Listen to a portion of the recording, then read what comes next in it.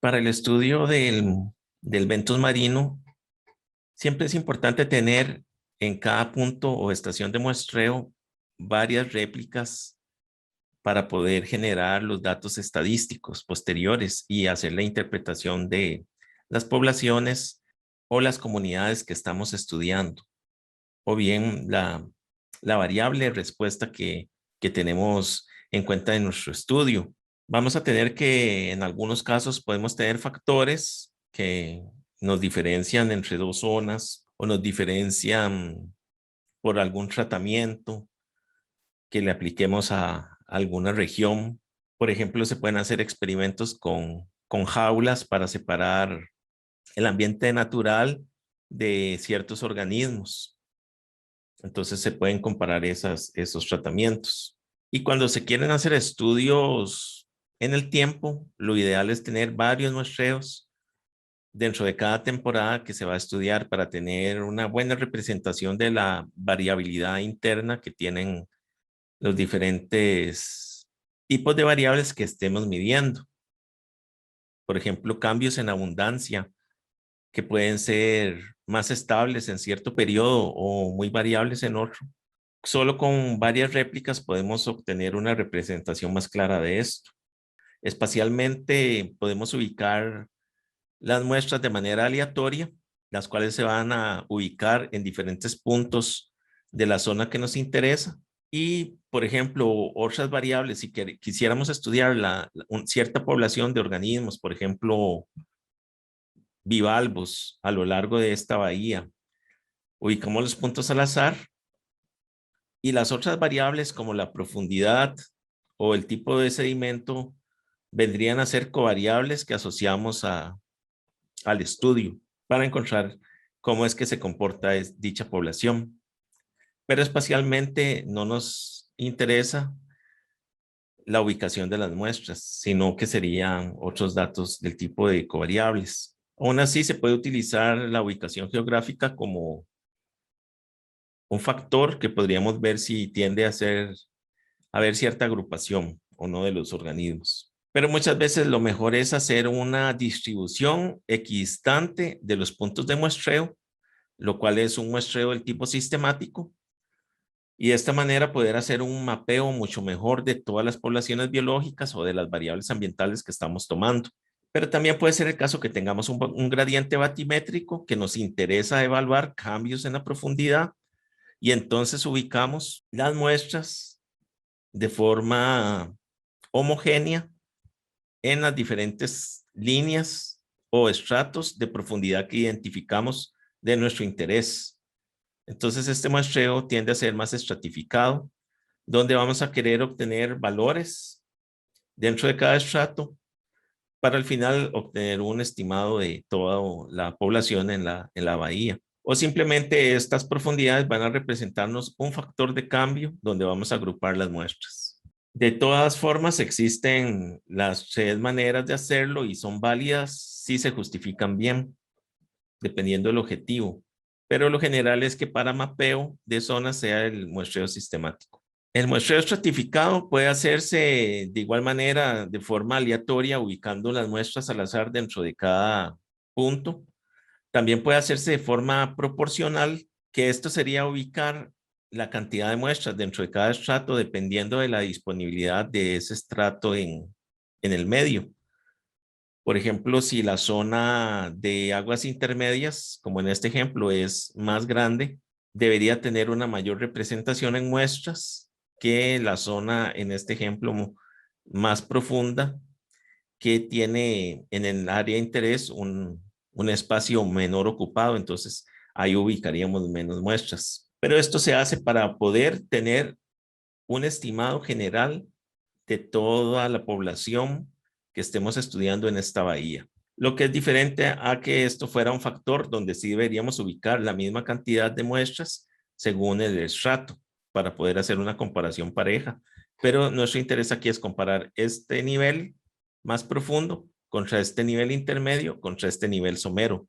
Mientras que acá, nuestro interés es generar una estimación de la población general en la bahía de acuerdo a la proporción de espacio que pueden ocupar según estos niveles de profundidad, siendo que acá el más representativo serían las aguas intermedias.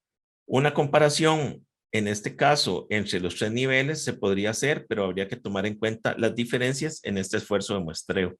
Y otro tipo de muestreo que se puede generar es ubicar al azar puntos de muestreo y que dentro de esos puntos de muestreo tengamos replicación, que sería un poco un tipo de muestreo algo anidado. Aquí hay ejemplos de estudios donde se han hecho muestreo sistemático, como en la Ría de Galicia, en España, donde esta ensenada fue evaluada desde la parte interior hasta la parte exterior y los puntos se ponen equidistantes.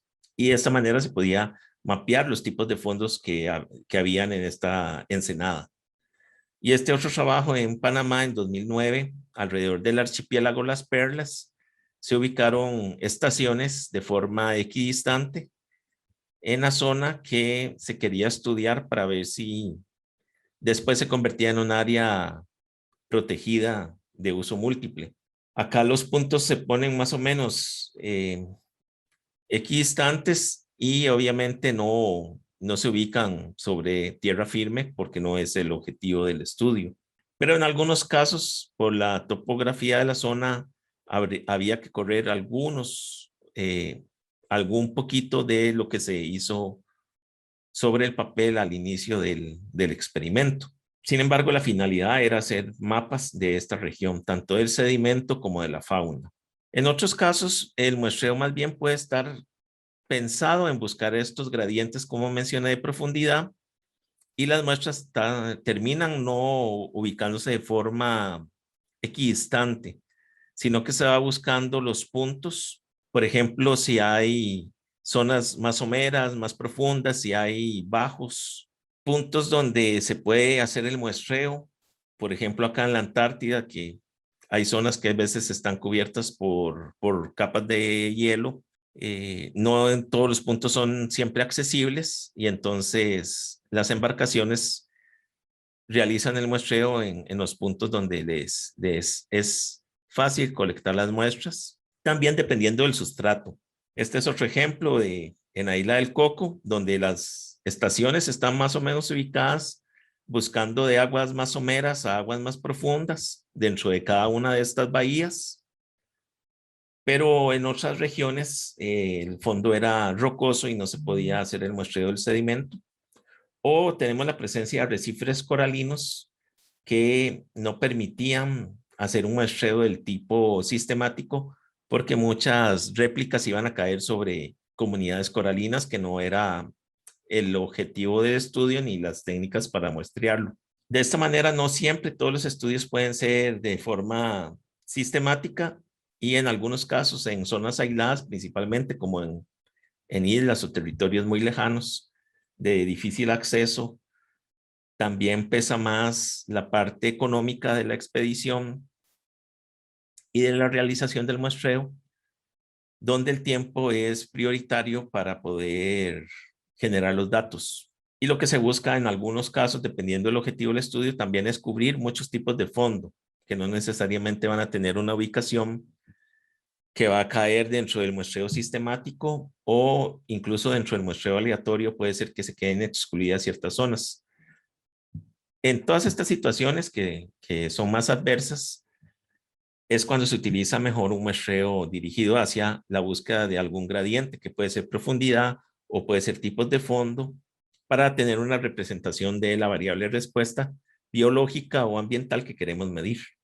Estos patrones que mencioné a una escala más grande de bahías o a plataformas alrededor de islas, etcétera, también los podemos utilizar en el muestreo de zonas más restringidas, en la zona litoral donde podemos accesar a pie y podemos ubicar, por ejemplo, cuadrantes para ver cobertura. En las zonas rocosas es muy común de los diferentes grupos, algas, invertebrados, etcétera. Y esos cuadrantes podríamos ubicarlos de forma aleatoria en toda la zona rocosa, por ejemplo. Y algunos nos caerán sobre puntos donde está nuestra población de interés y otros donde no. quitando el sesgo del investigador de buscar los puntos que le gusten.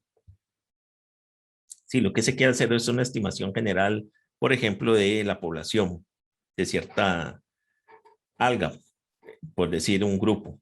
Pero también podemos aplicar lo mismo, el muestreo sistemático, ubicando niveles o transectos donde vamos a cada cierta distancia en metros, colocar nuestro cuadrante para poder estudiar la población que nos interesa. Y esos transectos pueden estar distanciados también por una distancia equidistante, igual como los ejemplos de las bahías que puse anteriormente o ensenadas. Aquí lo podemos hacer a una escala espacial más pequeña. Y en algunos casos es el muestreo dirigido de la misma manera. Por ejemplo, que estemos estudiando ciertos moluscos que habitan en ciertas algas, que solo habiten, por ejemplo, en algas pardas. Entonces queremos ver esos herbívoros de esas algas pardas, pero las mismas algas no van a estar distribuidas necesariamente de forma homogénea por la zona de estudio. Y si lo que queremos estudiar es los organismos que viven en esas algas, nuestro muestreo va a tener que estar dirigido a buscar esas algas primero y ahí tomar las muestras de la población que nos interesa.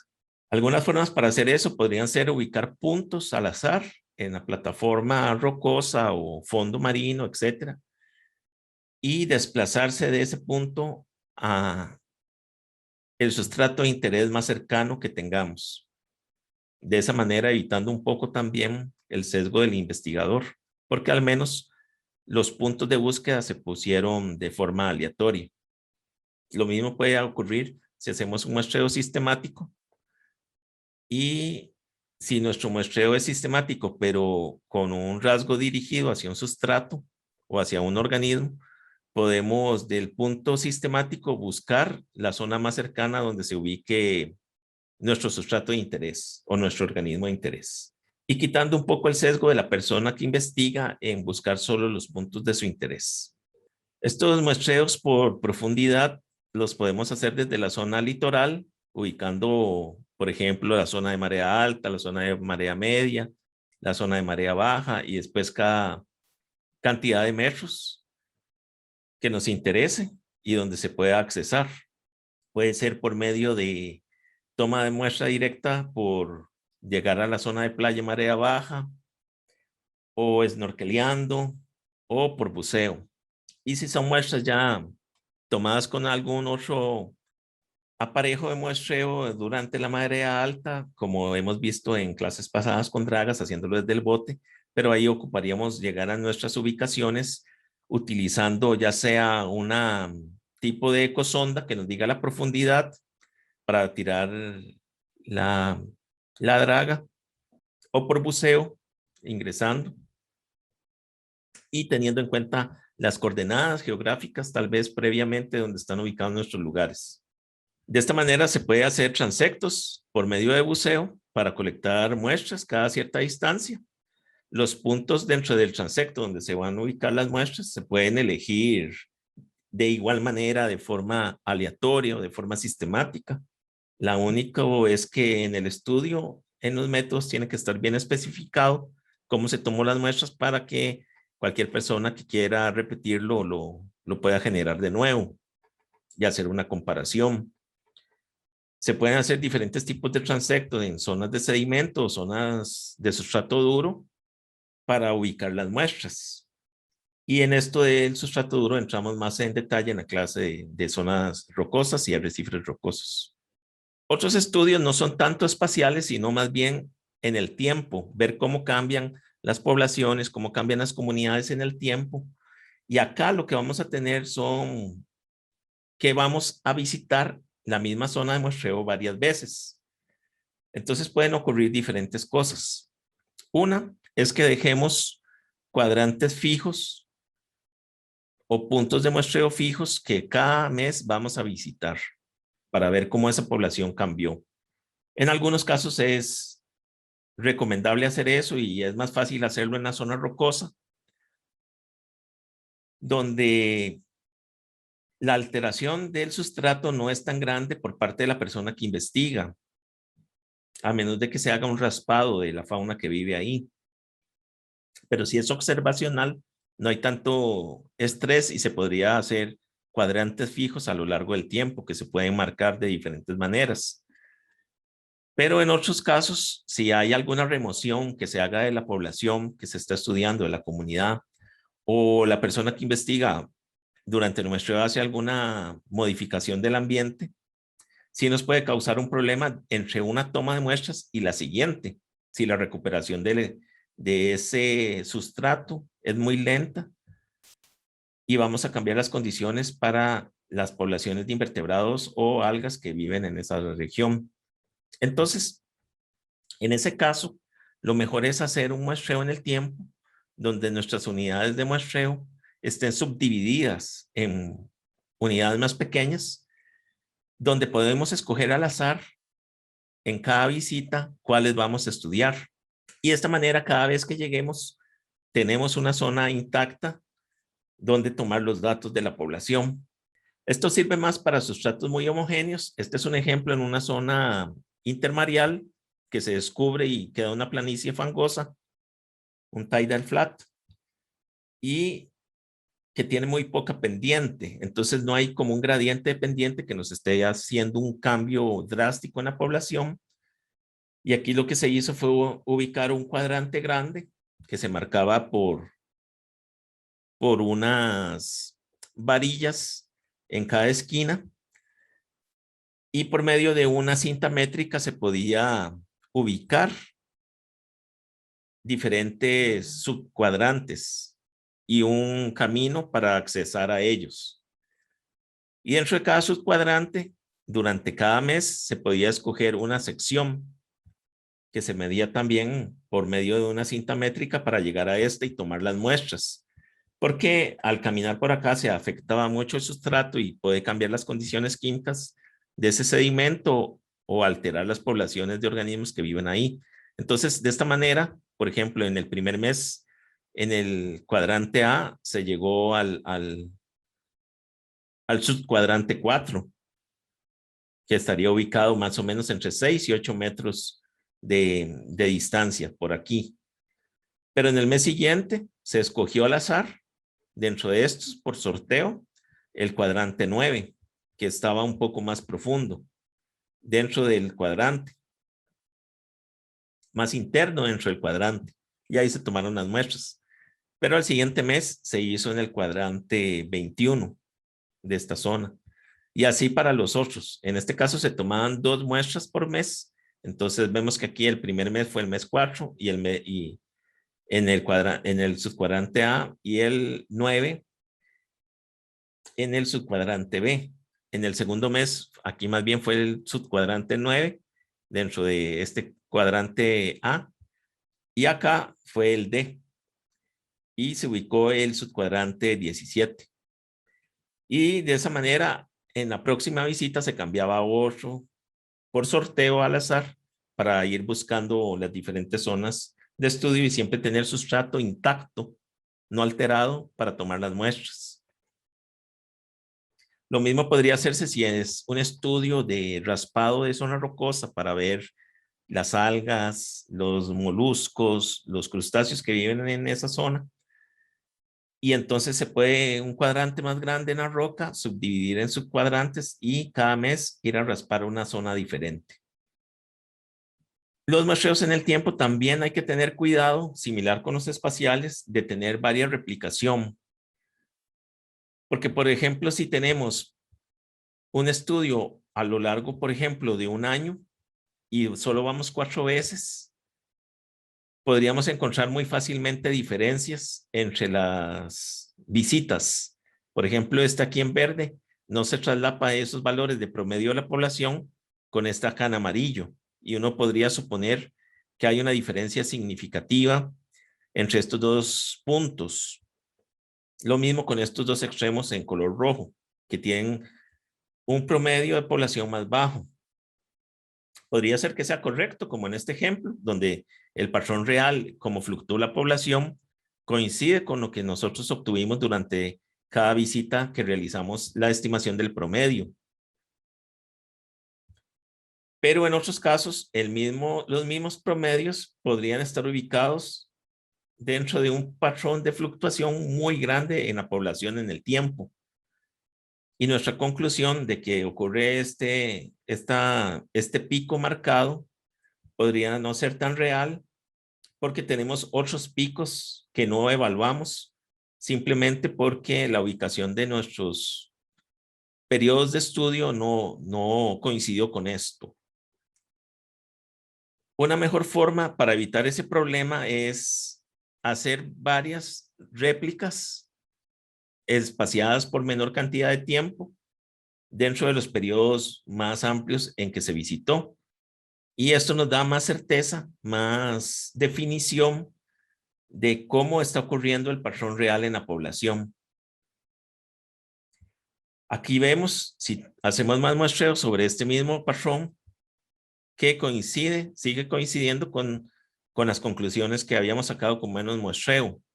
Pero eso es cuestión de tener más resolución.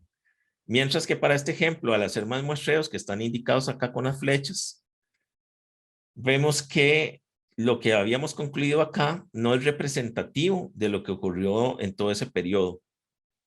Por lo cual, este muestreo con pocas repeticiones temporales es inadecuado y no nos estaría dando certeza de lo que sí ocurrió en la población, como sí lo es este otro muestreo donde se tiene más datos de la variabilidad. Y en este caso aquí no habría una conclusión certera de ese patrón de cambio en el tiempo. Otra opción sería ubicar aleatoriamente las fechas en que vamos a visitar para intentar evitar un poco este sesgo y poder representar un poco mejor la variabilidad, como en este caso. Supongamos que aquí los puntos donde están flechas son muestreos al azar que se realizaron para tener una mejor estimación de la variabilidad temporal.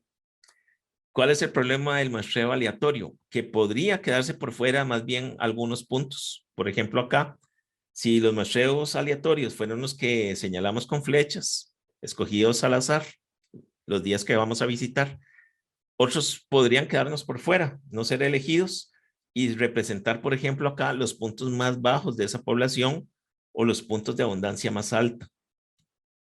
Entonces, ya sea que hagamos las visitas de forma sistemática, espaciadas regularmente o de forma aleatoria, podríamos tener en algunos casos problemas de no estar representando fielmente el patrón temporal de esas poblaciones.